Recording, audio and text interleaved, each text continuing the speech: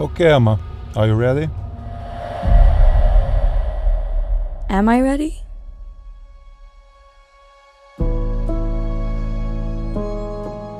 I felt ready when I booked my first lesson.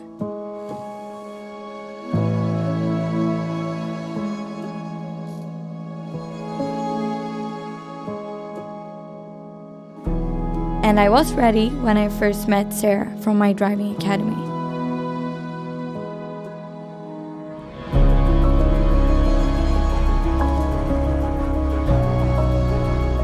Even when I was nervous or made mistakes, she made sure I was calm and in control. I was ready when I took my risk education. Turns out I knew more than I thought I did.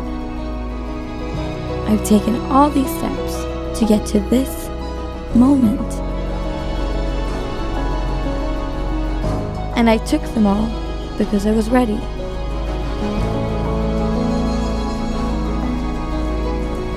So, am I ready?